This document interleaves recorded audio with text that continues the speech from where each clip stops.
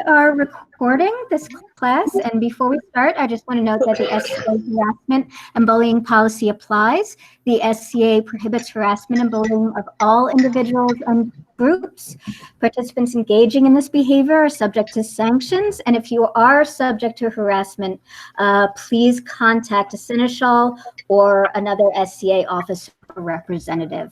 And with that, I'm going to turn it over to our class's instructors. Okay. Do you want me to talk about my recent experiment? Yeah. Okay. So Judith is going to talk about some stuff she's been doing with Hungarian food lately. Right. I find I don't have a great deal of energy to go doing stuff, but I do need to make supper. And so I decided that last Friday I was going to, for our Sabbath meal, make something out of a Hungarian cookbook that's recently been translated. It dates from 1601. You can find it on Medieval Cookery. And Galefridus and I are part of a group called Dining with Lorenzo that every few years does a sort of immersive event. And for a year and a half beforehand, you do lots of cooking out of just one cookbook. So we've got the 3 people who know Hungarian helping us with this time, including the woman who translated that cookbook, which is very helpful. But she's not so familiar with Eastern European cooking, which overlaps a lot with the Jewish Passover cooking that I experiment with. So I've been able to answer a whole bunch of questions that come out of just cooking experience. But during this time of quarantine, we aren't Dining with Lorenzo isn't meeting. We're just occasionally cooking a recipe out of the cookbook and telling each other how it turned out. So I decided to try a recipe called chicken with strong sauce, just because it looked interesting. It was chicken cooked with bacon and then with vinegar, lime, tarragon. What else went into it? Ginger. Pepper and saffron too, I think. Yeah, pepper and saffron. So it sounded like an interesting combination of things. But of course, I'm cooking in a kosher kitchen, which means that I can't use real bacon. I had some frozen turkey bacon. So I knew I was making a concession there, but under quarantine circumstances, and I wasn't leaving the house to get any more ingredients, but well, at least I can get a feel for it. But the recipe called for put the bacon in water and then cook strongly. I thought that is, I mean, cooking it in water is odd enough, but what's cooked strongly? So I decided that given my time constraints and a Google search, which was totally unproductive, I decided instead that I was going to just put it out to the SCA Cooks Facebook group and hear what they had to say about it. And the consensus was that usually means hard-boiled. So just cook it for 15, 20 minutes until it's cooked through, and just, continue the recipe from there. That's what I did. It actually came out to being very tasty, and my daughter, who's not a Scadian and is a picky eater, voted that we should do this again because it came out quite good.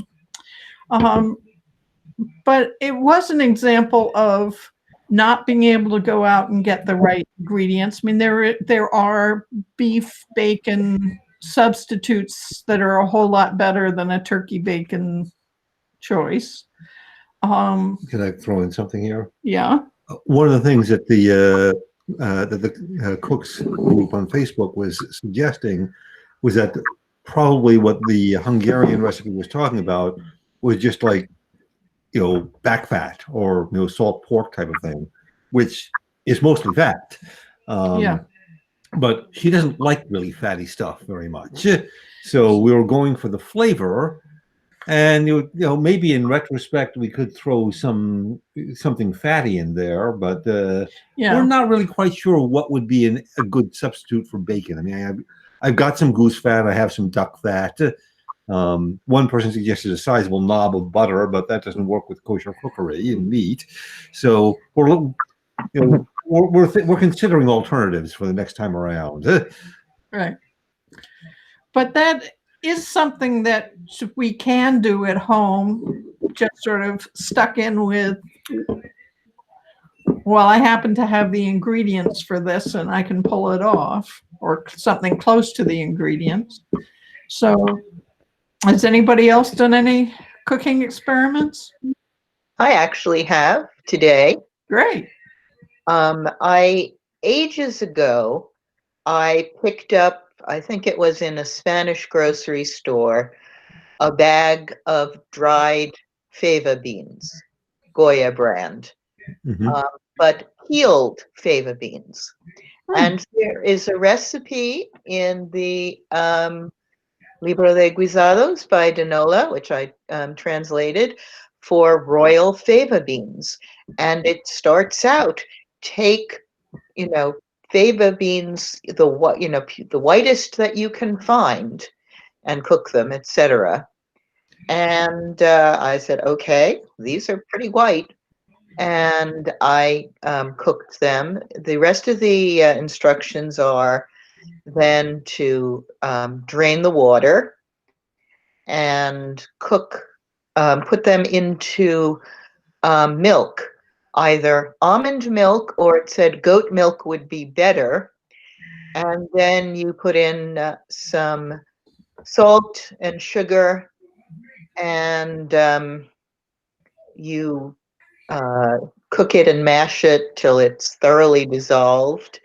And then you put in, it says a splinter of cinnamon and some rose water. Ooh, that sounds So I was able, I just did it this afternoon. So let me see if I tilt my camera. Can you see the bowl? Yeah, we can. Okay. This is the finished product. It's cooled. While it was in the pot, it was a thickness of maybe a thick cream soup. What I did is I did not have almonds in the house, and I did not have goat milk. I had two choices. I have 1% cow milk, and I have powdered whole milk. So I decided to reconstitute some of the whole milk so that it would have a richer consistency. Yeah.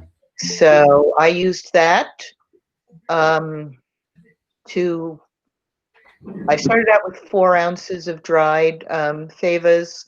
I confess I cooked them in my electric pressure cooker, and then I drained them and I put them in a pot with the milk, the reconstituted milk, and I added sugar and salt a little by little until I liked the way it tasted, and continued to mash the well, actually I got out my handheld blender, my stick blender, and as I say, it looked like soup. I had some sticks of true cinnamon, not cassia. You can tell true cinnamon because it will it's much more fragile than the supermarket cinnamon, which is cassia, which is so hard that it takes a lot of strength just to break one stick. This is much more friable, and it will just fall apart in your hand. So I just took a small piece, about the length of my pinky, but nowhere near as thick, and let it simmer with that for a bit and put in a little bit of rose water. And it tasted pretty good. It tasted like a bean soup with just a little bit of sweetness, a little hint of cinnamon. I suspect that the reason that it specifies a splinter of whole cinnamon instead of ground cinnamon, which is in many other recipes, is to preserve the fairly white color of the dish. So, of course, I took the splinter out when I was done. I set the pot aside to cool. I was going to put it in the refrigerator, but it's not even fully room temperature, but it's thickened up to about the consistency of porridge or Mashed potatoes? mashed potatoes. Yes, that's a good thing. Now, of course, I don't know what it's supposed to be like because it says the amount of milk which is necessary. Um, We love these recipes. yes, yes, yes. When I did cooking, demos, sometimes at demos, I would say medieval cooking is like grandmother cooking. You put in some of this and puts in some of that, and you put in enough of this and enough of that till it tastes right, which is, it's what so many of the recipes are.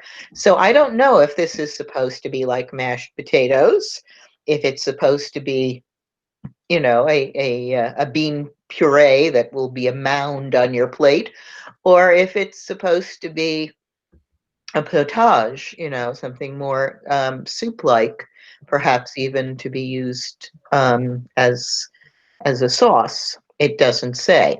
It just tells you how to cook it. So that was interesting. I don't know if I would do it again. I might or might not. I think I'd probably prefer to experiment with other fava bean recipes. I'd be interested in hearing where you got the peeled fava beans, because I've seen unpeeled fava beans at Middle Eastern markets, and I've got Well, fresh fava beans at Italian groceries, but never peeled. I don't really remember. It was many months ago. It's quite possible that it was from a Hispanic grocery store. As I said, it's packaged by Goya, Okay. and Worth noting. it's just. I mean, I can show you what if you want to wait a moment while I scooch into the kitchen. I can show you what they look like. Be right back. Sure. Does anyone else have any cooking experiments they've tried recently?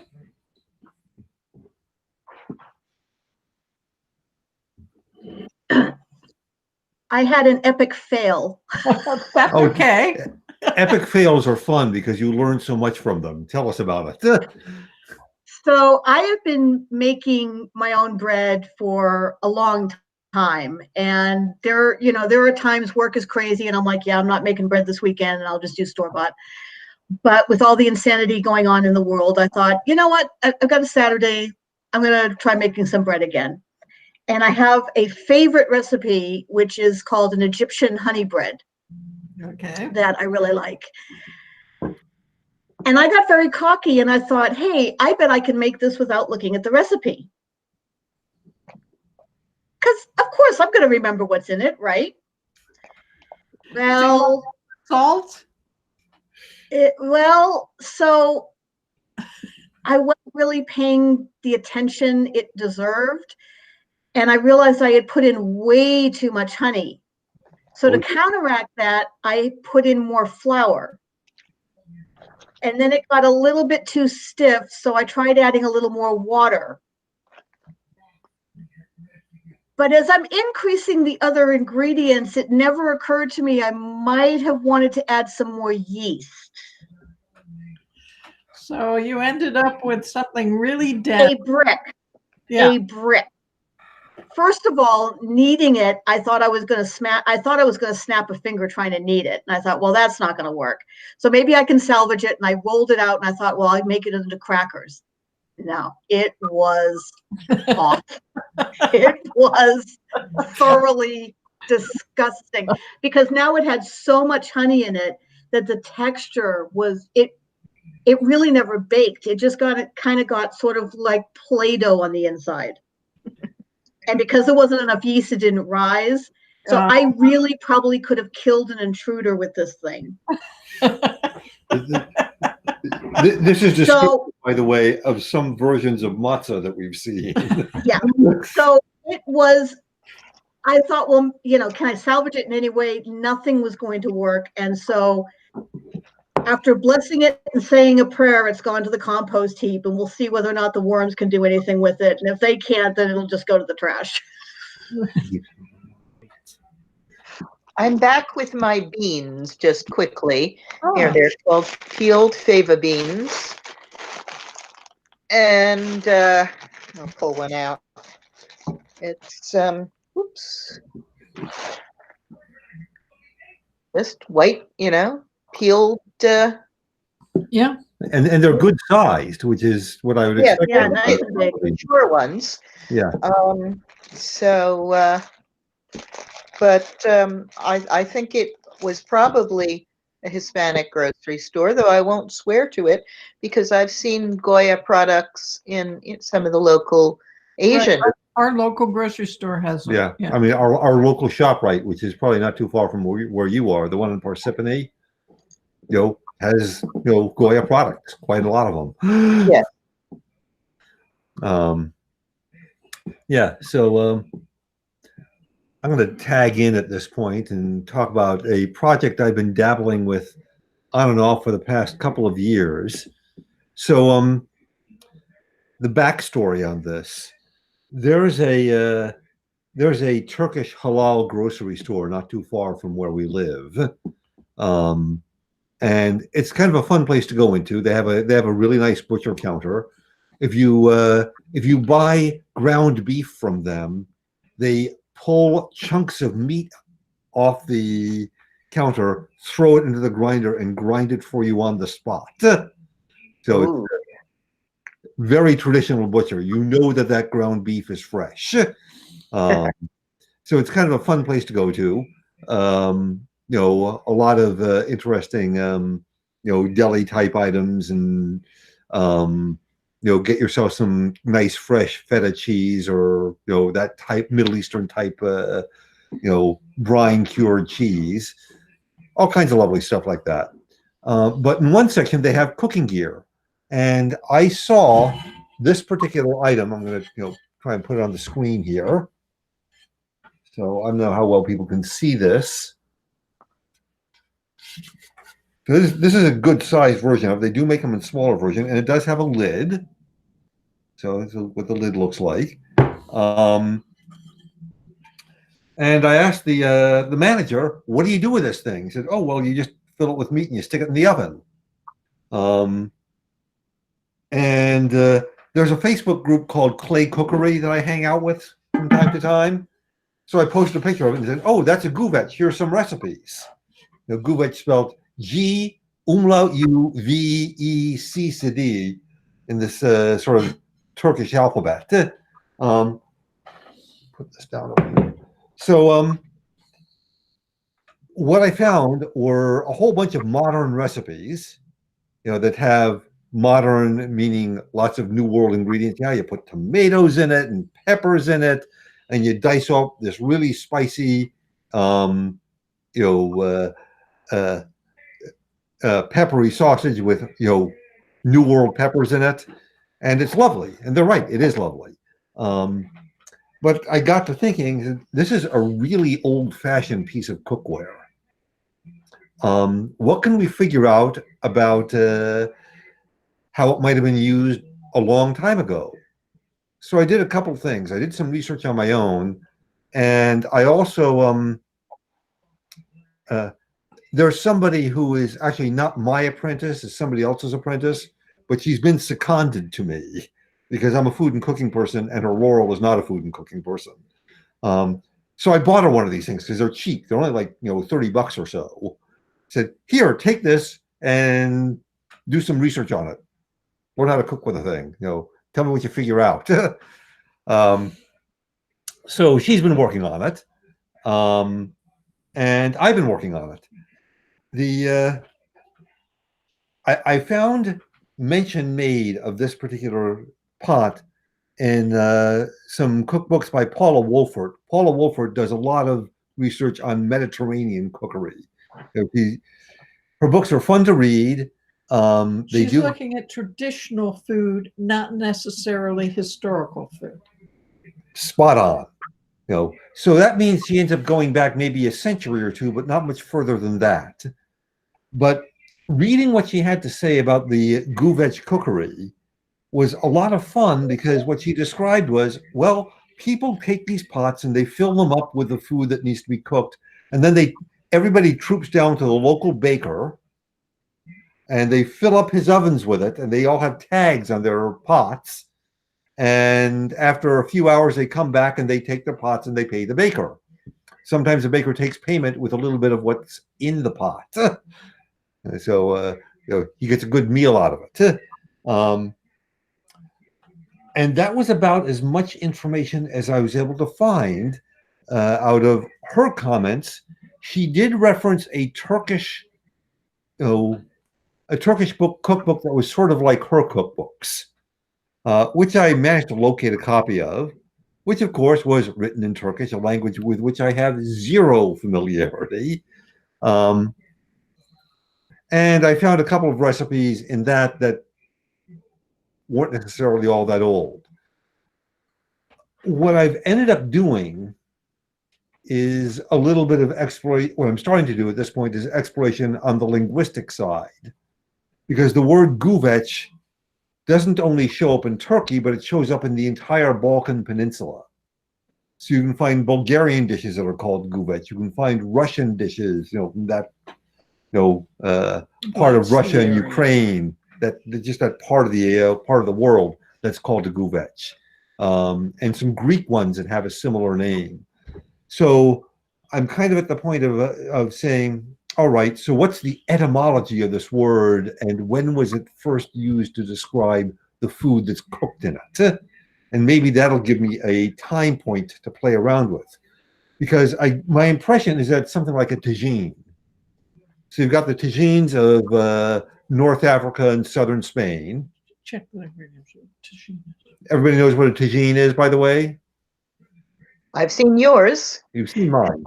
Yes. Would people like me to go and get a tagine so you can see what it looks like? Yes? No? I love cooking with my tagine. I learned how to do it in Morocco. Ooh. Oh, Yeah, I've stayed in Morocco, just outside the palace, a friend of some of mine, and they taught me how to cook with it. It's actually kind of fun. It's amazing what comes out of this little pot. But the point I was about to make is that you have the tagine is something like a Guvec. It's the name of both the pot and what you cook in the pot. And well, a tagine has the point to it, though. That's true.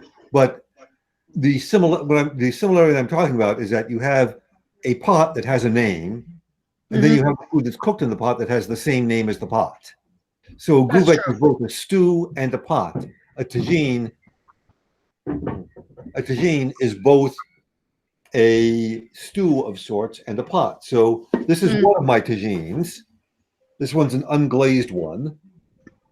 So here's the lid. Here's the bottom. And there's what it looks like. Whether you can see that. Looks sort of like a volcano. Yeah, it's like a volcano. That's a good description. And it's a lot of fun to cook with the things. When the weather is cooperative, I have a charcoal brazier that I use to cook with, because it heats very, very evenly. And the charcoal braziers are relatively cheap. They don't last hugely long because of the heat stresses on the things, but they're only about $30-35 a piece. So I got a couple of them. I learned the hard way that if you have one that's hot and it starts to pour with rain and you don't get it out of the way really fast, the thing shatters with the heat stresses when it gets wet. Yeah, things to learn. Anyway, so the point is that you have something that has both the name of the pot and the name of the food that's cooked in the pot. And what my next step is in this research is to figure out when did they start calling what was cooked in the pot by the same name as the pot. And at that point, I think what I'm likely to find is just some old recipes, like in-period recipes that could be cooked in that kind of pot. Now I did one other bit of poking around. I know somebody out in the West Kingdom. Some of you might be familiar with her if you hang out in the world of food and cooking, or in the world of Mediterranean and Middle East activities. And she comes to Penzic and teaches classes regularly. This is Urtatim Al-Kurtabiyya. She's a wonderful person, very knowledgeable, and she knows Turkish food. More to the point, she knows Turkish food scholars. So I asked her, what do you know about these things? And her comment was informative. She said, well, the royal cookery of the Ottoman sultans wasn't cooked in pottery, it was cooked in metal. So the pots were either bronze or they were iron. And all the recipes that she knew of were not cooked in pottery. But she said, on the other hand, it's very likely that's what the peasants ate. So I have a little bit more direction now. That's what we'll end up exploring here. But this is the project that, like I said, on and off, I've been working on over the past few years. I am going to be cooking a meal in it in a few days, but it's going to be, again, more modern, just for the experience of using the thing. I'm tempted to try and cook with something on a stovetop with a thing, but I'm hesitant because everything that I've heard is that it goes in the oven. So maybe like I said, it's only about $30 or so. Maybe I'll give it a shot just to see what happens. If it breaks, I'll get another one. They got more at this Turkish market, and like I said, you just have to wait. Yeah. Well, I mean, I'm going in there and buying stuff there from Right. time to time, but Well, we're under very strict quarantine for another week. Yeah. She's about to go up and stay with my son and daughter-in-law, who is our son and daughter-in-law, who is about to give birth to our first grandchild. So, yay! It's exciting and everything. But the community that they live in has zero contact with anybody who could possibly be infectious. So I have to have done a really strict 14-day quarantine in order to go be with them. So that's what she's in the midst of right now. So, I mean, like, my daughter and I go out for walks and stuff like that, but she's just staying in the house, which is smart. She really can't go out anywhere. And we're not even having any human contact. I'm not doing any grocery shopping. I'm not doing anything like that. We bought ahead like crazy about a week and a half ago. So we're all set. We've got plenty of food in the house. But we're kind of looking forward to restocking when she leaves.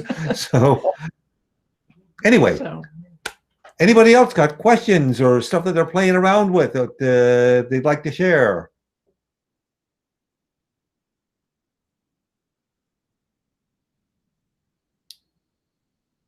I see nothing.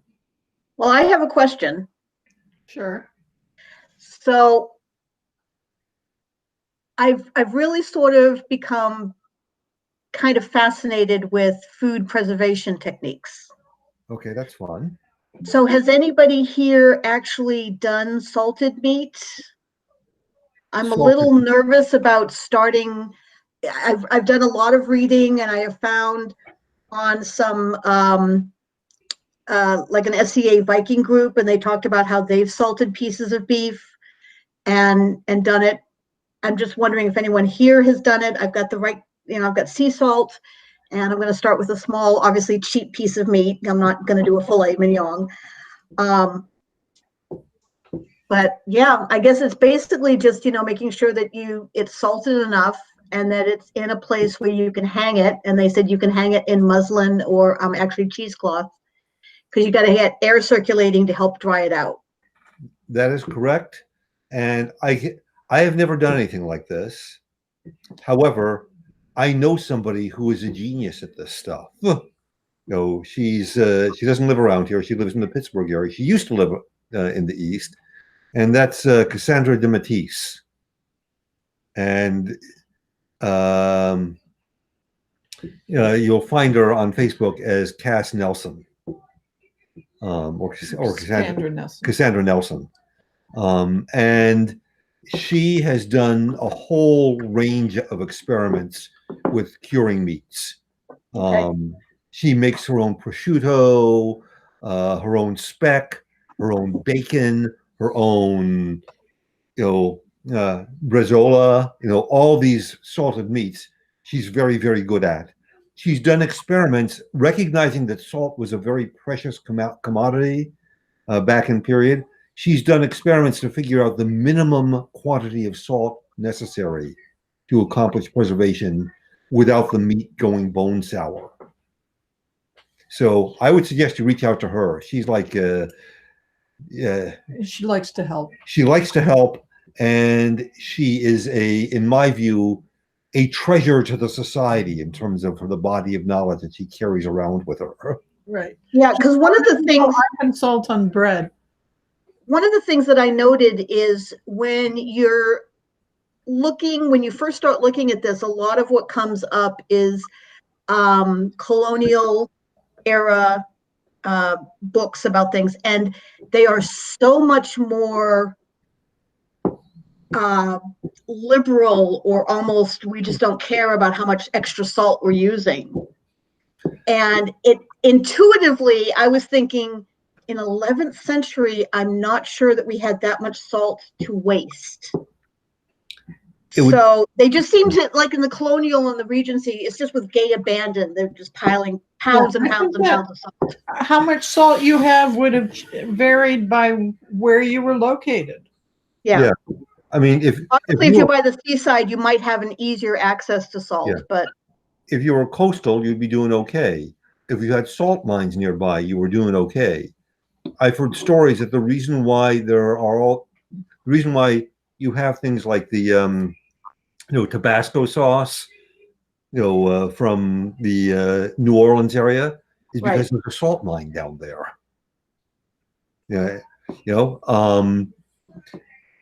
Some of the cookbooks that I've read, some of the early Islamic cookbooks that I've read, specifically mention that the best salt to use is a salt that comes from the Himalayas. And they're not talking about the pink salt either. They specify it's white. So availability of salt, that's a thing. And you're right. There are more modern forms, more modern in the sense of only a couple centuries ago. Right. Forms of ham and bacon that are very, very salty. I've heard that these Smithfield type hams have to be soaked to remove some of the salt to make them palatable. Yeah, that's something we don't know by practice. We don't know that by practice. There's salted beef stuff as well. Yeah. But even medieval accounts, when you're talking about, the salting of fish, my gut instinct is they would reuse some of that salt, because now you've got a barrel of salt, you've pulled out the cod, you're not necessarily going to toss that salt if you could still do another batch. But I do know that a lot of the meat and the fish, they do say you have to soak it for a day, because otherwise it's so salty nobody can eat it. Yeah. Now, I'm glad you mentioned the whole salt cod thing, because that's actually something I want to explore at some point. A few years ago, I sat in on a Portuguese class. My daughter-in-law happens to be Brazilian, so I decided it would be nice if I learned some Portuguese. And the professor who was teaching the class commented that you can find entire Portuguese cookbooks that are dedicated to nothing but salt cod. Okay. Yeah, I see you nodding, Brighid, because this is getting a little bit more to your part of the world than mine. But it's something I'd like to explore at some point. Have you played with it? I have not. No, I see it, periodically in the supermarkets, usually during Lent, and when I guess it's more in use. But I have never tried it. I see planks of it at the Afro-Caribbean grocery stores near where I work in Manhattan. And planks is the word. It is the word, because they're like a board. It's a And description, yes. They're not bending a lot. they do not. They do not. And also, my son and daughter-in-law introduced us to the local Brazilo Portuguese markets around here, and I see the stuff there too. So yes, Seabra's Market. If you live near one of those, they're worth visiting. Yeah, one of my sister-in-laws is from a prefecture of Tokyo, and so from her, I've gotten to know more about a lot of salted fish, but also a lot of other salted sea creatures like octopus and squid and things like that, because they did do a lot of salting. And even she would say, like Zoe mentioned in the chat, that you do have to soak it. Number one, to make it pliable enough to work with, and to get the salt out. But I spent 20 years in Seattle, and they have this disgusting preserved fish called lutefisk. Oh yeah, that's Finnish. Which is it's Norwegian. It's preserved in lye. Yeah, so I have and heard it becomes slimy, and so I've had to get past my mental thing about, okay, this is not lutefisk. This is not something that's going to clear out your entire neighborhood if you open it, because the smell is, oh dear God. And just the idea of eating a food that has been preserved in lye just kind of grosses me out.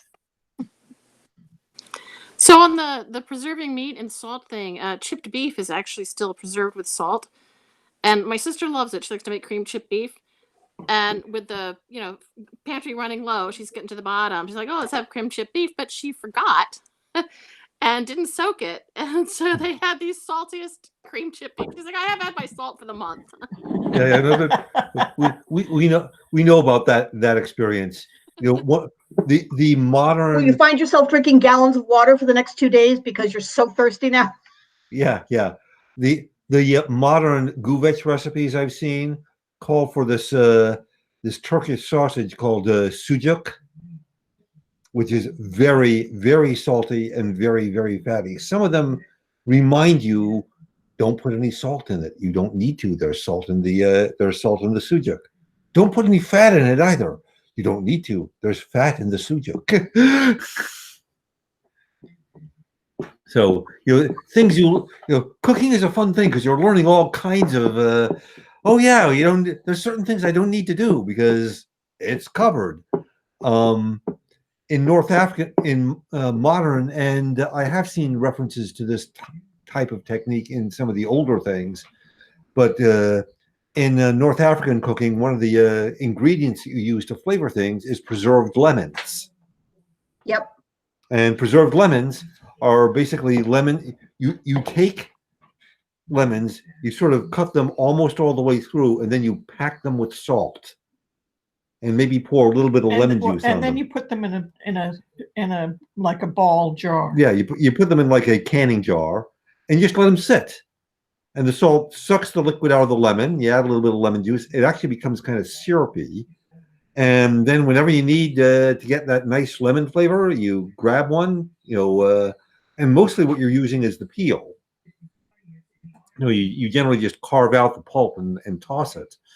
But you sort of chop up the peel real fine, mix it in with stuff, and it puts a really potent lemon flavor in things, and you don't need salt because the lemons are packed with salt. What do you need salt for? Right. Well, it was certainly true of the. Well, I mean, I've been doing. Go ahead. Go ahead. Yeah. No, I thought, because I've been doing relatively modern canning. Canning probably hasn't changed much in the last 75 years. We've just gotten some better tools. But I've been doing that for 30 years, where I make my own relishes and spaghetti sauces, and I can Right. fruits, and then I got a pressure canner so I can can meat and soups and things like that. But that's kind of how I then said, well, how did they do that before we were able to water bath, before we could pressure can? Obviously, people still had to eat during the winter. How exactly were they, holding on to stuff? So that's why I wanted to experiment. Thank you for the names, by the way, to experiment with, what's the difference between sea salt and kosher salt? Do I need more of one than I do of the other? Or is it the same equal amounts? Well, there's even variation among brands of kosher salt. So it's, Yeah. I mean, it's by experiment. a number of recipes will actually specify, make sure you use this brand of salt and not that one. Because the weight per volume varies from one to the other. Well, and obviously a larger crystal structure is going to act differently than a smaller crystalline structure. Exactly. Diamond crystal kosher salt is the one that you're not supposed to use. Now, I'll throw out a couple comments on pickling and preserving that I've learned from my olive experience. And I've talked with people who do more extensive pickling and preserving.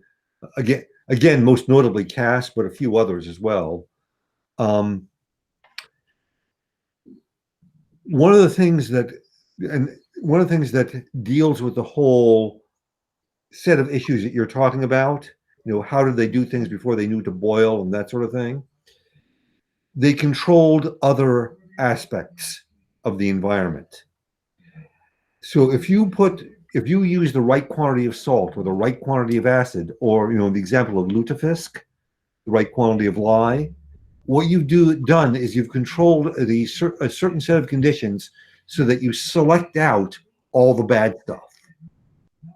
Okay? And the only thing that will survive under the conditions that you have created is the stuff that you want. So, I remember one of my olive curing experiments. I had olives that I was curing.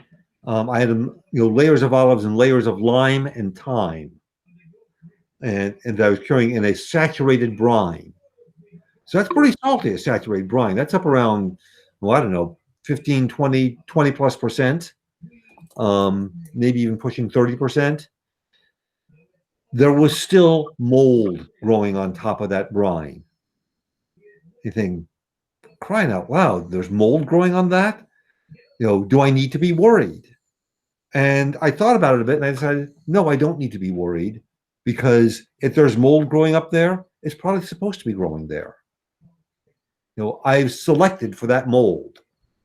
And likewise, if you've ever been in like Revolutionary War. So, sorry to interrupt, but isn't it because that very thin layer at the top was exposed to the air, right? That is true. And then underneath that, you had an anaerobic situation going on, so you probably didn't have any mold infiltration in the food you were trying to keep. Probably not, but the mold was still probably producing stuff that was getting into the rest of the food. Okay, I see that. Yeah.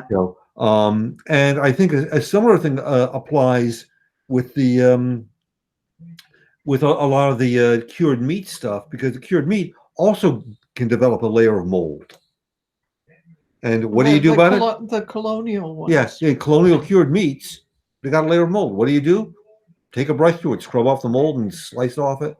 Slice off the moldy part, and you're just fine.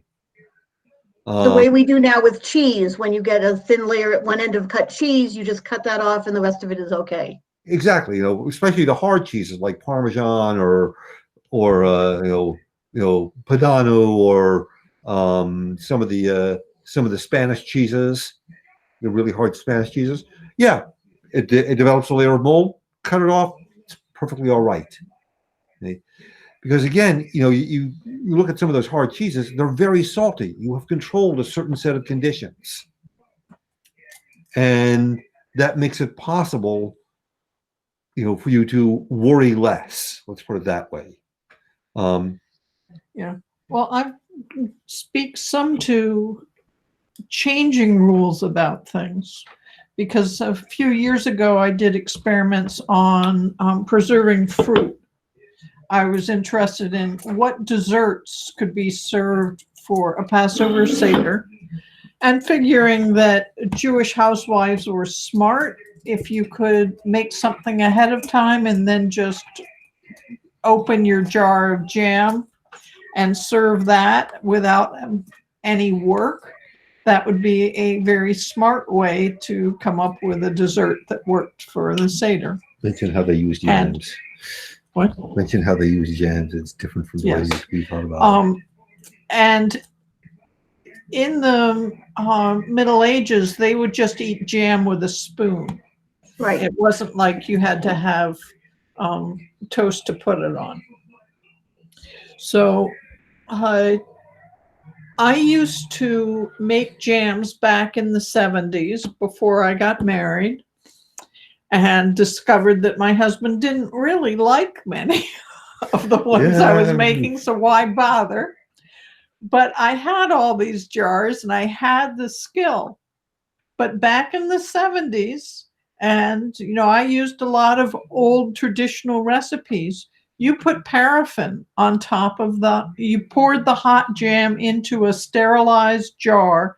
You put melted paraffin on top, and then you let it cool, and then you put the lid on. And that layer of paraffin protected the jam. It wasn't always perfect, and if you took it off and found the stuff had spoiled, oh well. But most of the time it worked just fine. Well, a couple of years ago when I started doing jams for my Passover experiments, what I discovered was that the rules have changed on modern canning. They do not ever want you using paraffin, and they want you to use a water bath. Well, the problem with the water bath is that you've now cooked it twice, and you've changed the texture of the jam.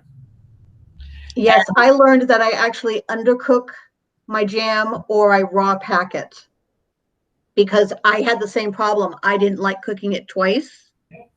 So for canned fruits like peaches, and I do pears with cloves, which is incredibly yummy.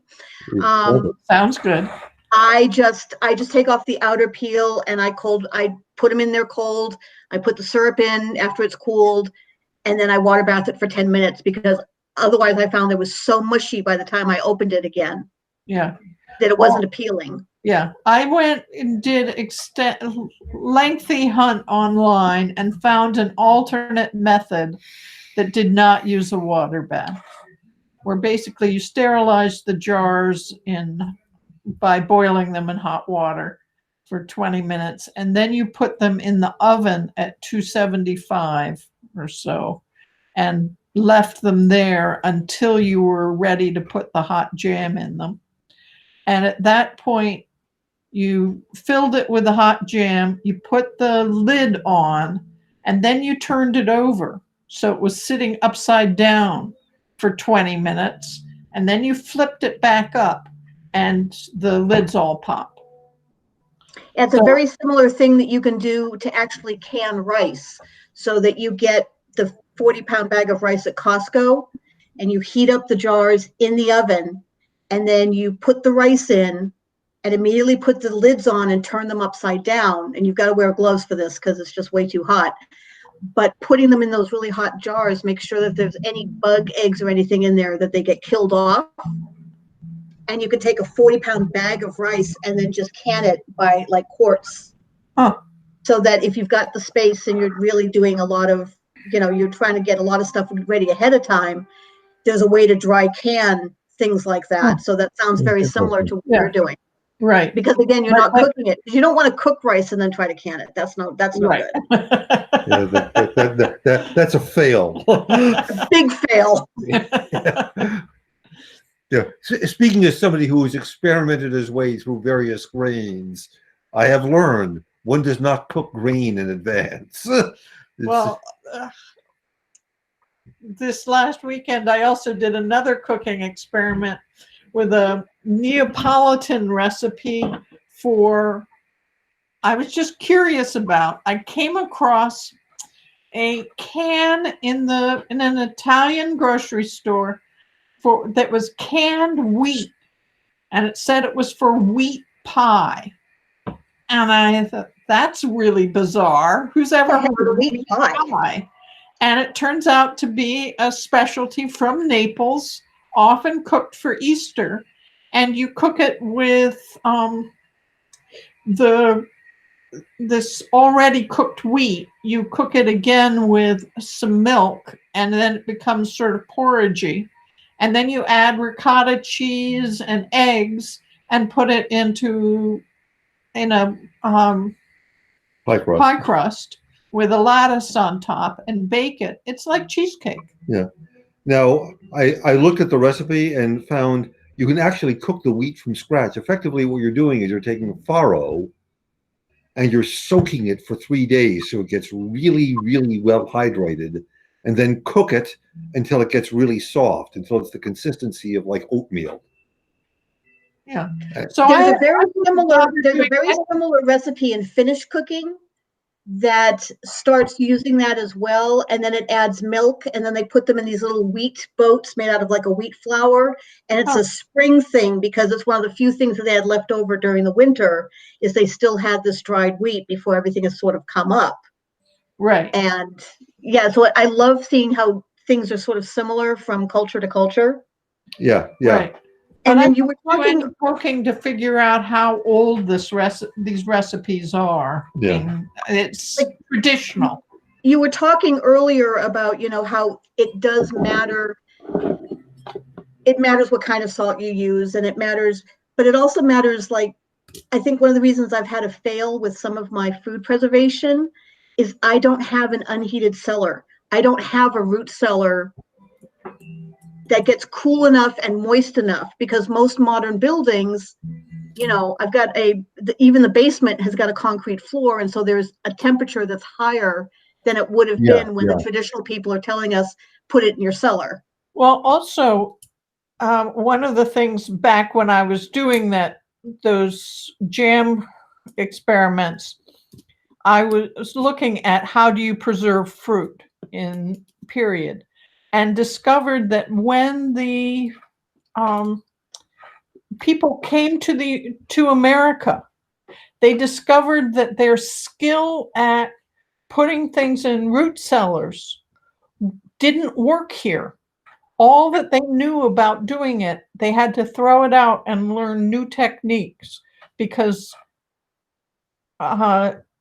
New England was different than enough that they just couldn't do it the same way. And they were having to put root cellars into the sides of hills in order to make it work.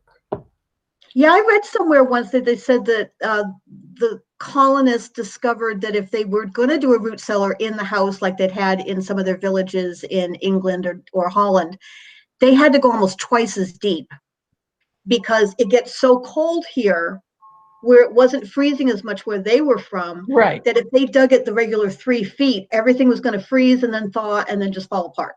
Right. Yeah. Exactly. Yeah.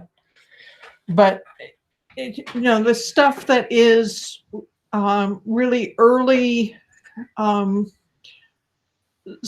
writings of the colonists about how to do root cellars and what works in America, you just can't do the European methods. Yeah. And that's sort of an interesting thing just to keep in mind as we're trying to emulate some of these old world methods, is that, what?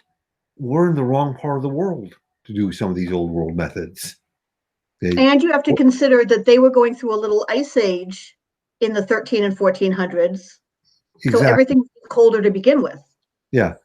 I like, there's a degree to which you can emulate some of the stuff, but one of the things I was interested in that I've been interested in trying is is making a certain type of Middle Eastern sort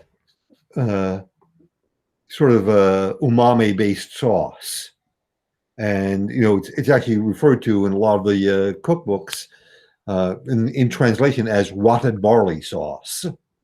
I've talked to people who've made it, and kind of what you need in order to pull it off is continuous temperature in the high 80s, low 90s, like 3 months worth of that. Well, I live in northern New Jersey. We don't get weather like that in northern New Jersey. You need to ship it down to New Orleans for the summer. Maybe, but not continuously. No. Not continuously that level of heat. Now, interestingly, I had a conversation with one of my students who did a whole, immersive Roman event a few months ago, one of the last events we had before we shut things down. And he made garum. I was just going to ask you if anyone's tried garum. He has made garum. He made it in 3 varieties, and he did it by using sort of the reverse of a refrigerator. I jokingly called it a recalidator, because it keeps things warm at a fairly constant temperature. And he kept stuff in plus 100-degree temperatures for 3 or 4 months in order to produce 3 varieties of garum, one made from smelt, one made from mackerel, and one made from tuna. And I got to tell you, that stuff was marvelous. Was it? Because there's a part of me that thinks that so it would good. just be disgusting. It was No, so fermented good. fish. Not really good. Yeah, I mean, like he put it out there as the first course of this feast, and everybody was like just dipping the bread into it and having a wonderful. I grabbed a few jars of it and took it home with me, and I used it instead of salt until I used the stuff up. Great stuff, and you can find instructions for making that in Apicius, and there are experimental food experimental archaeologists who've duplicated it and have come up with something pretty reasonable. Now, Well, and you see, when you take a look at these guys who have found all of these amazing sunken ships in the Aegean and in the Mediterranean, and they are just loaded with hundreds and hundreds of pottery vessels full of garum. So obviously it was something that everybody was using. yeah, Right. oh yeah. Yeah. It And was their ketchup, their A1 sauce, their yeah, and in fact, there was a particular fish that they used to make garum that they fished to extinction. Yeah, it was so wonderful. They fished it until there was no more of that fish. Yay, Yeah. humans. They were humans, yeah. Yeah, Romans, they do stuff like that. So I want to check in, make sure that there's nobody else, or if there is anybody else who wants to continue conversation, ask questions, pick our brains. Feel free to ask. Yeah, this isn't just supposed to be us talking.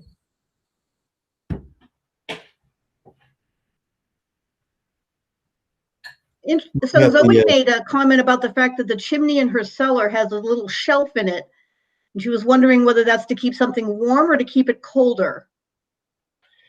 Well, I did experiments making brioche, and modern brioche is you're supposed to put it in the refrigerator for 2 long rises for 9 hours. And I was trying to make the medieval version because you can date it all the way back to 1404. And I came across somebody commenting that they had been apprenticed when they were a young man. This cook was talking to somebody elderly, to one of these really famous bakers. And in the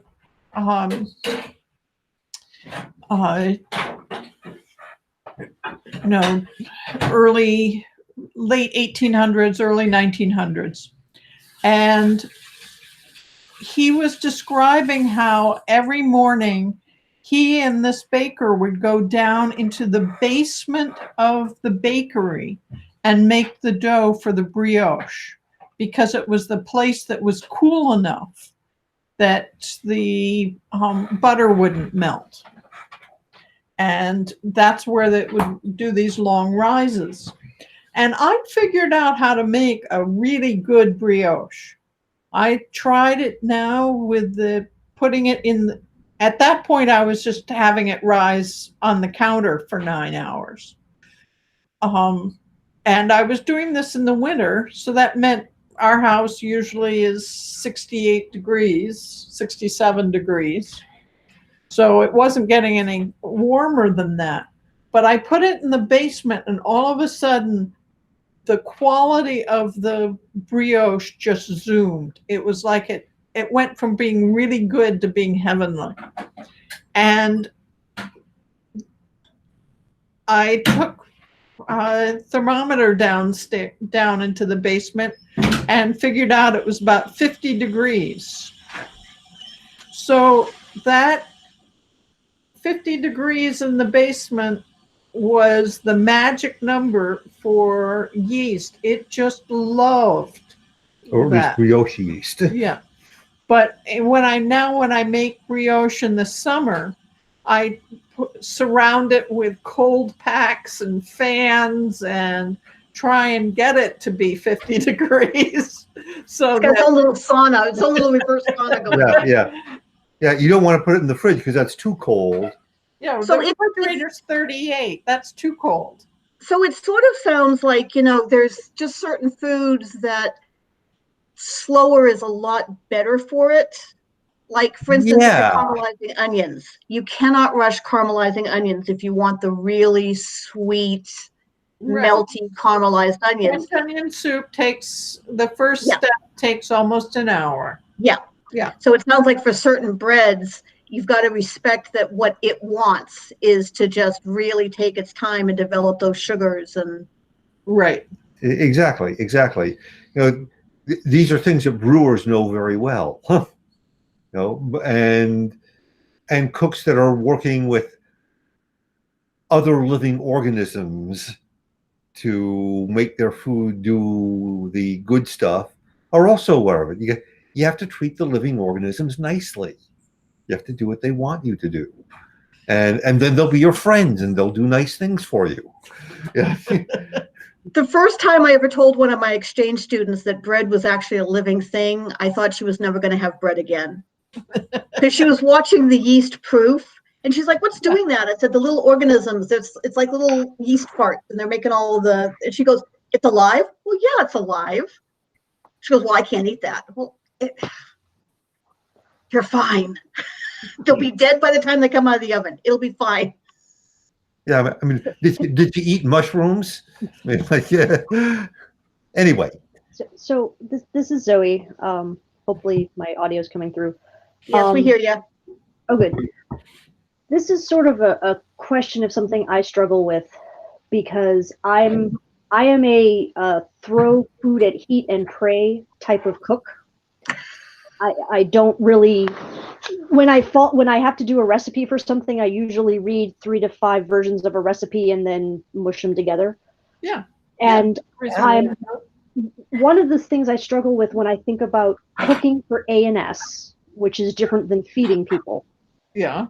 Is when you're redacting a recipe, I don't know where the line is between, well, that's my gumption says you do this, or I've cooked enough that looks right.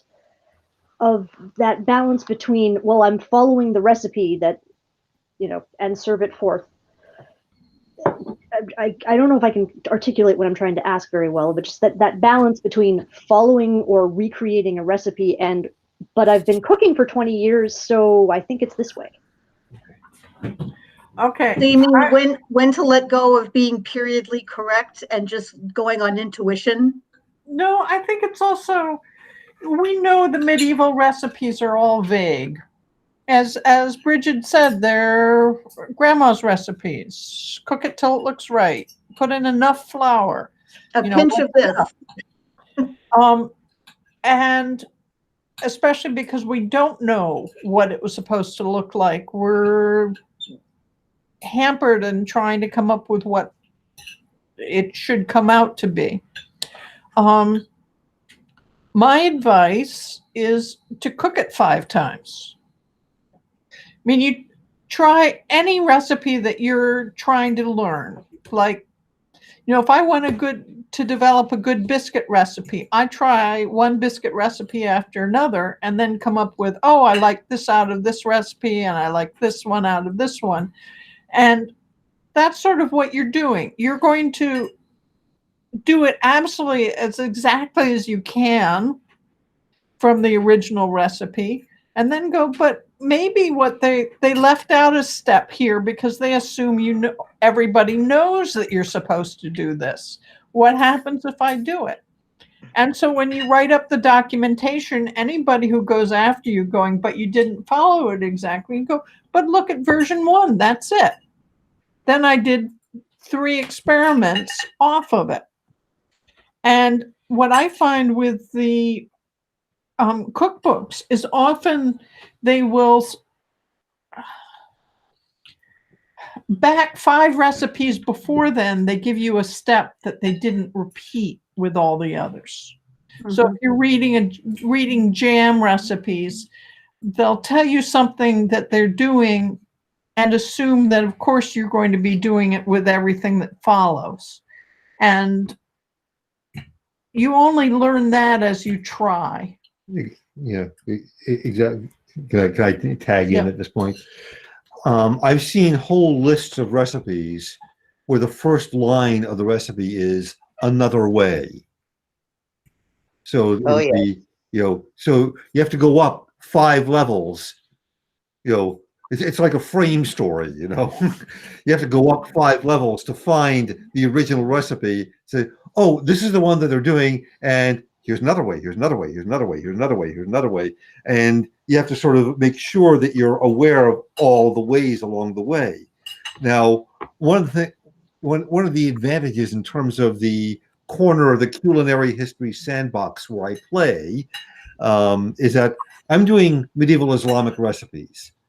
Medieval Islamic recipes tend to give more information about quantities and what you're trying to do than practically anything else that I've seen. Yeah, the European recipes rarely give you quantities. Yeah, the Europeans tell you what to add, but they don't tell you how much. Right. So fake it. Really? Yeah. The other way that I cook is, well, I've gone to the supermarket and X, Y, and Z looks good. And so part of what I want to do when I'm, quote, cooking a period meal is it's spring. These things should be available, and I think this tastes good. Like, so if you just limit to ingredients that are period, does that sort of count? Nailed it. Well, Nailed it. Sometimes. Yeah. Okay, so we got a disagreement here. Okay. It depends is a perfectly valid answer. Just because they had the ingredients didn't mean they put them together the way that we would modernly. That is true, but at the same time, they used what was available. The seasonality was a very important part of what they did. Yeah. And that's true, but isn't it also true that you could be cooking something like you're stewing chicken things with fruit, and there is no fruit available that's not ripe yet, so you're using dried peaches from last year? Right. Exactly. And you would have to use the dried version because that's what traditionally you would have had available. Fresh peaches would be an anomaly for April. And that's a lot of what I hit doing Passover cooking because you're stuck because it's so early in the spring. It's early in the spring. It's what's left in your root cellar. Stuff hasn't come up yet. They're even struggling just to find the parsley. Yeah. I think Brighid might have had something to say on this because I keep thinking of a number of things. First of all, there are a lot of variations, as you observed, on different recipes, and some often variations with within the same recipe, you know.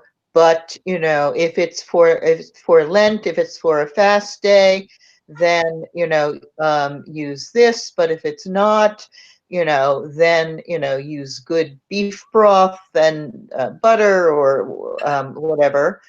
And one of the lines that I love in Genola is something to the effect of, and there are some who put, I think it was cinnamon in this, but others who do not. And everything is according to the taste of those who eat it. So, which does not mean that you can make, you know, bacon cheeseburgers and call them period, even though they had the ingredients. But if there are, you know, if there's an herb, if there's a condiment that appears in other similar recipes within the same place and era, then I don't see, you know, why you shouldn't try it. Well, Yeah. isn't that the same with modern recipes? Like, I really dislike cumin. It's just not my jam. So if I see it in a recipe, I'm 9 times out of 10, I'm leaving it out because nobody in my house is going to eat anything with cumin in it. So, you know, it's either, okay, I'm going medieval and I couldn't get my hands on it, or like you said, to the taste of the people that are eating it. Yeah, yeah. And you'll see that, you know, expressed in a bunch of ways, not just the taste of the people that are eating it, but it might be if The you're humors. the humors. Okay. Oh, geez, yeah, there you go. That's a whole nother study. Well, it is, but that's actually part, you know, from my perspective, one of the ways in which I like to try and cook is I like to try and play around with some of the humoral theories. Oh, I'm cooking for somebody who's of a choleric temperament. I better watch it with the hot and dry stuff. Yeah.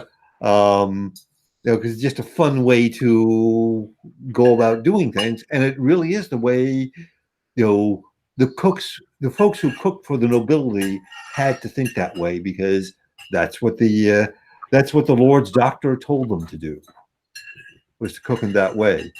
I want to circle back to the whole seasonality thing. One of the recipes that I played with for 7 or 8 months, just trying every variation I could think of on the thing, was a couscous recipe, and it's one of the earliest complete couscous recipes that actually gives instructions on how to roll the couscous, and you know, how to use the special couscousier pot and all that sort of thing. It lists 3 or 4 different kinds of meat and about 5 or 6 different vegetables. None of those meats would be available all at the same time. You know, And those vegetables would and none of those vegetables would be available all at the same time. It was absolutely clear that what they were doing is they were giving you, okay, so here's something that you can cook. In the spring, you will have lamb. Go ahead and use lamb. So in the spring, you're going to be using the following vegetables. You might have some carrots left over in your root cellar. You might have you know, some of these things left over, but you're going to be using eggplant and some gourd and some stuff like that. That's the vegetables that are more likely to be ready from your garden in the early spring. As when you get to the fall, well, now you're going to get the fall meats and the fall vegetables, and this is what you should do. You should use this. You should use this. You should use this. You know, but that sort of thing is often written into the recipes if you have the eyes to see it. You know, they'll give you lists of things. You'll realize, now wait a second, those things couldn't have been available at the same time.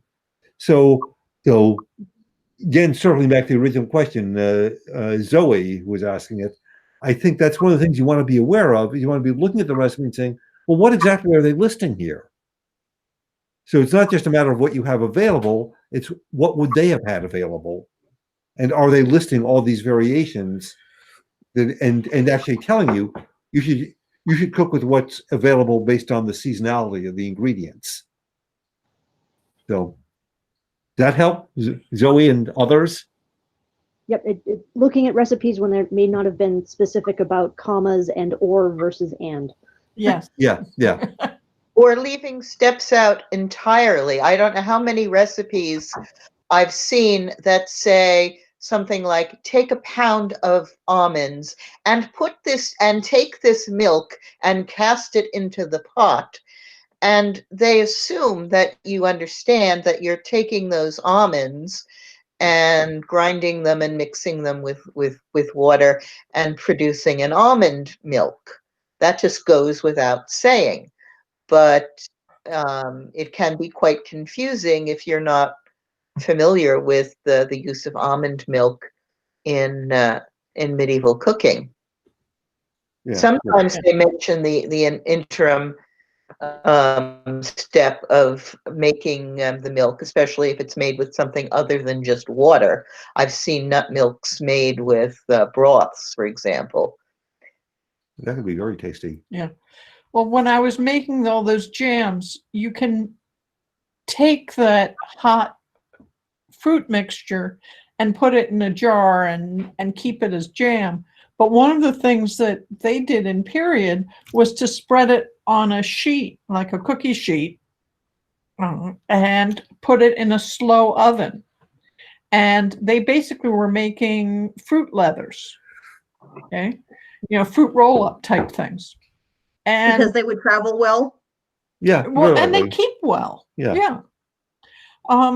And there were a bunch of recipes that I made and then realized, oh, this isn't supposed to be jam. But it wasn't till I studied all the recipes around them and figured out, oh, these are all ones that are fruit roll-ups, not jams. And since the preparation for them is the same, the recipe wasn't clear. Have you found it all in looking at recipes? Because it sounds like you've looked at a lot of varieties from the Middle East out to England and parts of Germany. Do you find that there's a disconnect that maybe some of the English, German, French recipes that have been saved are much more for the nobility and not necessarily what the average guy was eating? And is that the same when you're looking at the Middle Eastern recipes, or are they including peasant food as well? Or do you think that the noble recipes actually survived? Well, I'll speak to the Middle Eastern ones.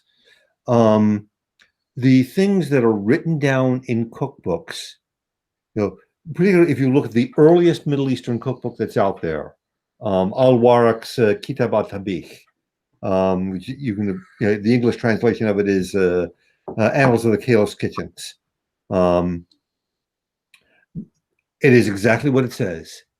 It is the Caliph's kitchens. It is the kitchens of the nobility, of the high nobility. On the one hand. On the other hand, one does find recipes that are simple. Okay. I need to do a brief excursus on what came together to produce Islamic cookery. You've got the Arabs, the Bedouins, the nomads. They had nomads cookery. But then, in their various, in the expansion of Islam, they conquered this place called Persia. Well, the Persians were culinary geniuses. And Persian cookery, within 50 years of their being conquered, could be found as far west as Al-Andalus and El Maghreb, Morocco and southern Spain, okay, because they recognized this was good stuff, okay? And it spread very, very quickly. But you still see some of the older recipes. The Prophet himself, peace be upon him and all his descendants, his favorite dish was basically a soup with a sop. With bread in it. With just, it's called a tharid. You take a bowl, you line it with pieces of bread, and you pour broth over it. That's what he liked. That was his favorite dish. Okay. So I've been experimenting, and I made my own sourdough starter, and I have what I refer to as my pseudo medieval bread because it's spelt and barley and oat, and it didn't go well. It was disastrous, but I felt bad about just tossing all of those specialty grains, and so I've learned about what I call a pottage, which is taking bread and putting it in broth. So I basically took my bread and rehydrated it into a porridge, and I did a sweet one, and it was fabulous. And I want to play more with sweet or savory pottages of taking your leftover bread. That's a very medieval thing to do, and it spreads throughout Europe and definitely the Middle East. Pretty much anybody that did stuff with grains and made cakes of cooked grain, like baked the grain, they'd say, oh, well, we got all this extra grain. What are we going to do with this? We got all this extra bread. I know. Let's break it up and put it in the soup bowl. But circling back to the written cookbooks did tend to be for the nobility on the one hand. On the other hand, one of the places where you can look that you'll find a lot of really interesting stuff is the farm manuals, because the farm manuals were for everybody. And you'll find recipes on food preservation and wine making and beer making and things like that in farm manuals you don't find anywhere else. By the way, I noticed it's about 8:30 and we should probably be wrapping up pretty soon. So sorry, I know I've had a lot of questions for you. Okay. So One thing we didn't cover. Okay, go ahead. Go ahead. One additional thing on the note of the question to things that more lay people would have eaten and where those might be documented that I ran into recently. I found a couple of recipes in a old New York Times article that the people who are featured in, there's a book that came out a little later. I think it's A Taste of Honey, and it's specifically recipes of Spanish Jews. And A drizzle of honey, yes. I'm familiar with it. And so those were specifically preserved because of the court records of the Spanish Inquisition. So terrible reasoning behind it, but thinking about from the perspective of why would something have been documented, why would it have been deemed important enough to be written down by, depending on the particular time and place, the few who were literate to do so in the first place. If it's not the kitchens of the nobility, it's going to be for some other purpose, possibly like that or something else. But, thinking about that as a model of where else might you look to find other ways of other sources of documentation besides like, hey, I'm cooking for this important person, let me write down what I do. Why would it have been recorded otherwise? So kind of thinking about some of those contexts might help you find other sources. Yeah, because I'm studying Passover stuff, I'm looking at the writings of rabbis, and they often were asked questions like, is this kosher? Can we eat it? And then you get a long description of how that dish was made. And some of them are sort of interesting because it's clear they really wanted to be able to say, yes, you can cook this, even though, or you can eat this. There's one dish that was cooked in a cow's udder. And the question is this milk? Is it meat? Are there traces of milk in this? Is this still kosher? And clearly it must have been a treat. Rashi liked it. Yeah, because they're trying to find some way to say it's okay to eat it. But you find in places like that descriptions of things. I found also you get descriptions among rabbis writing to each other. Oh, I went to my master's house and this is what we had. This was this fantastic bread. It was made with white flour and was crusty and covered in poppy seeds. And it was braided. Well, there's your first description we have of challah. And that's, southern Germany in the 1400s. So there are places to find it, but it's hard to say go here and automatically, it isn't like medievalcookery.com. You can go put in an ingredient and bless them. It will pull up every recipe out of 60 cookbooks that use quince. Can I suggest a Wikipedia project long term for building something like that, though? Oh, that'd be a lovely idea. I'm going to draw things to a close at this point because it is past 8:30. I will make sure that Judith and I at least post our email addresses to the. Is this something that you would have to do, Lissa, or can we post that ourselves to the event? I can post it to the event announcement, and then also if you want to, we can post it when we post the YouTube if you want that posted there. Yeah, I think I do. There's one topic I want to I want to make sure Bridget's okay with it too. Okay. Bridget, are you okay with having your email posted as well? Certainly. Okay, so we got 3 of us up. Okay, so how about you wrap things up with your? The one thing that none of us really talked about at length, we talked a little bit about Cuvette and Tagine, is that sometimes it makes a big difference what you cook in. And some recipes will call for, it needs to be done in a copper pot, it needs to be done in pottery.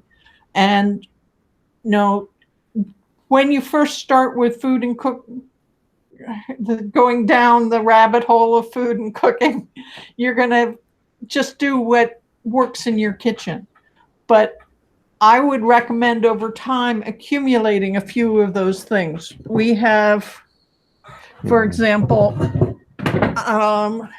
this is from Terry Silverman, located in Fitzwilliam, New Mexico, who makes pottery that can go on the top of a modern stove so that you can actually cook in that. He's got various sizes of pots, but they come with lids. It's the one place I found that has that. I have a whole collection of soapstone pots. So these are actually made of rock. Okay. Now I'm fortunate about being able to get these things because they're mostly made in Brazil. And as I think I mentioned earlier, I have a Brazilian daughter-in-law. So whenever she goes home to visit her parents, she brings back 1 or 2 of these things for me, if I asked her. Also available in Brazil at fairly inexpensive prices are these lovely copper pots. Okay. Now, if you try and buy a copper pot in the United States, they cost like $150 to $200 minimum. This, maybe about 20 or 30 bucks. So there are Middle Eastern markets where you can get copper pots, and for eggs and things that there's no comparison. Yeah, right. But and for confectionery, they're great. Yeah, making jams, for example. So again, some of these recipes will tell you should be cooking in those things, and it's worth doing the experiment. Yeah, be aware of that kind of thing because it really matters. It really, this didn't come out right. Well, what'd you cook it in? Oh, I cooked it in a Revierware pot. No, you got to do it in clay. Now it comes out good. So with that, let's draw to a close. This has been fun. Lissa, I'm seeing some interesting stuff that's showing up in the chat. Can you download that and make sure that we get this so we can try and address some of the questions that might have come up that we haven't talked about? Thank you so much. So it's been great visiting with everybody. Thank you so much. Tell us fun stuff. It's been fun. Yes, thank you. I enjoyed myself immensely while I was still kind of working on my computer over here. It was really great to listen to